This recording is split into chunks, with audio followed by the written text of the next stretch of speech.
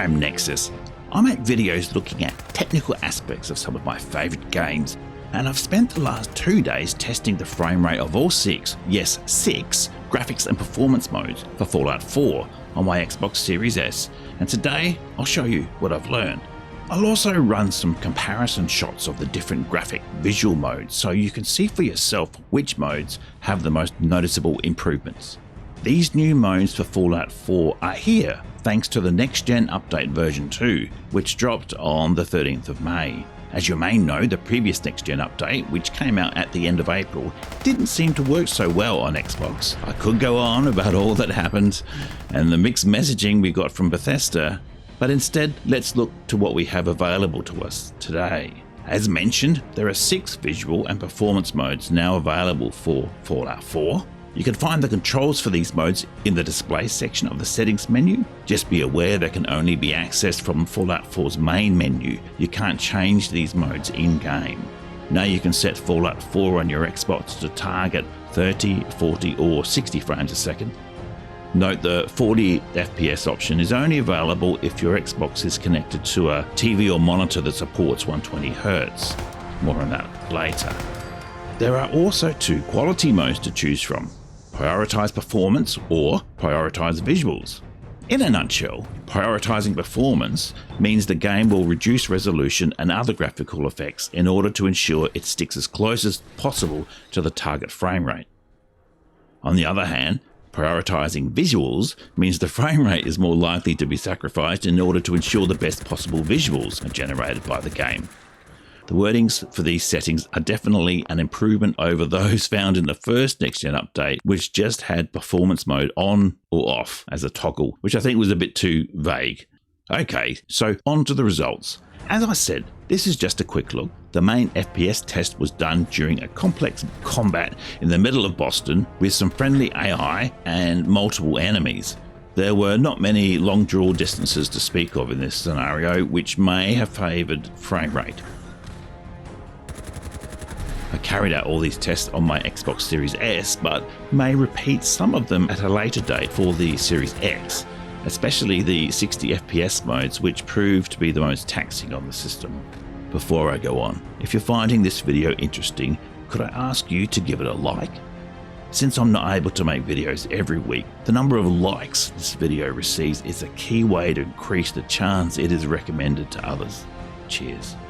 Also, if you like this kind of technical assessment of games, please check out my channel and consider subscribing as well, as I'll be making similar videos in the future. Thanks. The 30 FPS modes.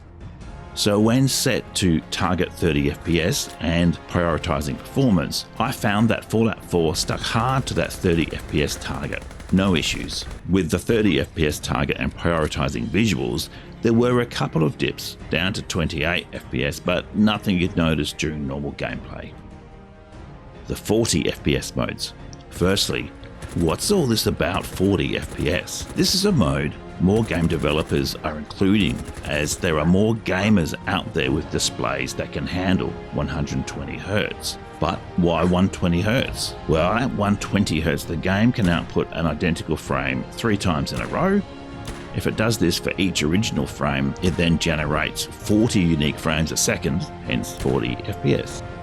Many people, myself included, consider 40 FPS a really good compromise between the slower 30 FPS and 60 FPS, though that does depend on the type of game I'm playing.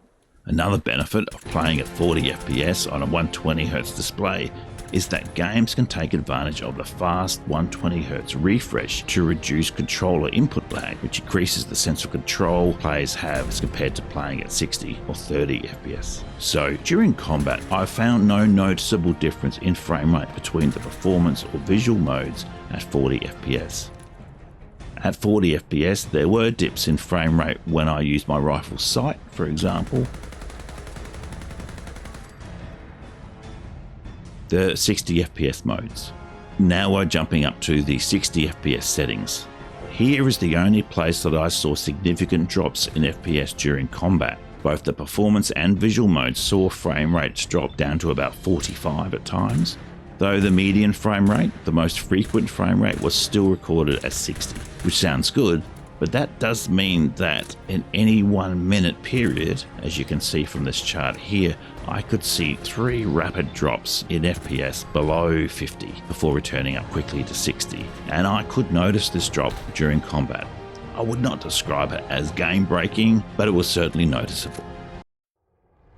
Visual results. So what about visual quality? Well, that can be harder to test and it can take a while, unless of course you're talking about the big obvious differences, and this comparison here, that should do the trick for you. Might be useful just to compare the visual modes for each of the 3 frame rates. Take a look at the foliage, the shadows and the buildings in the distance, which often change depending on the quality setting Fallout 4 is set to. There is no obvious difference to my eyes than performance mode.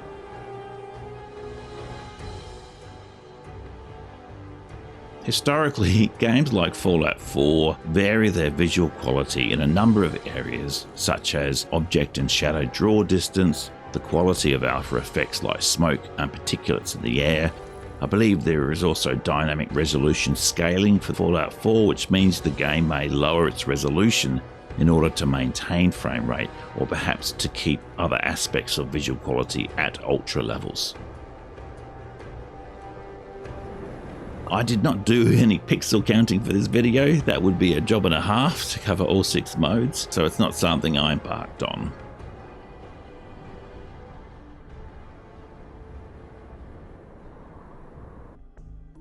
There is actually a 7th graphics mode for Fallout 4. It is the 1440p mode.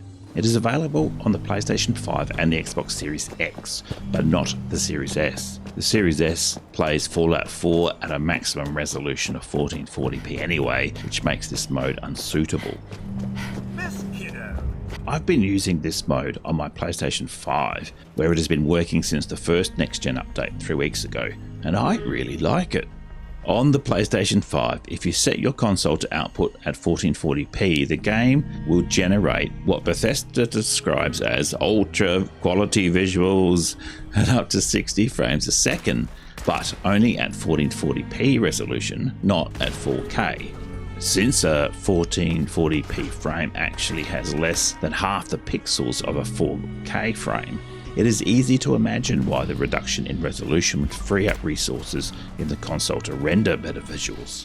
I quite like this mode on PlayStation 5. 1440p mode is ideal when I'm playing on the couch, as the distance I sit from the television means I usually don't notice the difference between 1440p and 4K, but I still have the benefit of 60 frames a second and ultra visual quality.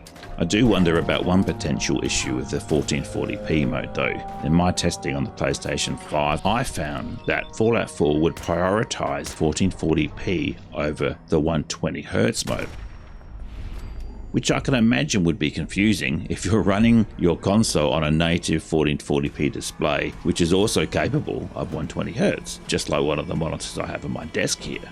There's no obvious way in game to know that you're in 1440p mode.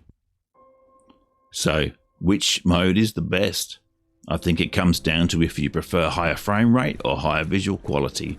Personally, I prefer higher frame rate, but that's just me. Well, actually, it's not just me. In a recent video I did looking at Elder Scrolls Oblivion, I asked people to say which they preferred, and the overwhelming response was frame rate. So I agree with that. I prefer high frame rate to high visuals. But there is something more important than either, and that is a consistent frame rate.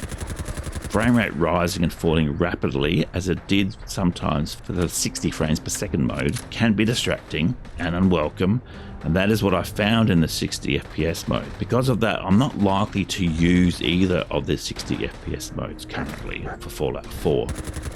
So I'll be playing Fallout 4 in 40Hz visual mode. I didn't notice much of a difference in visual quality between the 40 performance and visual modes, and the frame rate was consistent. Overall, I'm just glad to have the choice. Final words. I have to say, it is nice to see a console game where graphics and performance control is put in the hands of the player. It doesn't happen that often, certainly not as much as on PC, but there were definitely bumps in the road to get us to this point. But in the end, we got there, so big thanks to Bethesda for enabling these features. Well, I hope this video has provided you with enough information for you to make your own informed decision as to how to play this awesome game. I am actually really interested to hear which mode you'd prefer. I find it hard sometimes to explain why I prefer one mode over another, but just add your preference in the comments below and I'd be keen to have a read. My final thought is this. Now we know what the baseline is, I wonder how these modes will run when a bunch of mods are installed in Fallout 4. It's probably worth a video. Alright, thanks for watching, cheers, Round Nexus out.